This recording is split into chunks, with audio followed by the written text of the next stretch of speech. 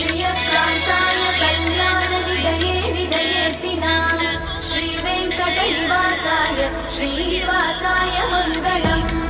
लक्ष्मी सविभ्रमालोकसुभुविभ्रमचक्षुषे चक्षुषे सर्वलोकानां वेङ्कटेशाय मङ्गलम् श्रीवेङ्कटाद्रिशृङ्गाग्रमङ्गला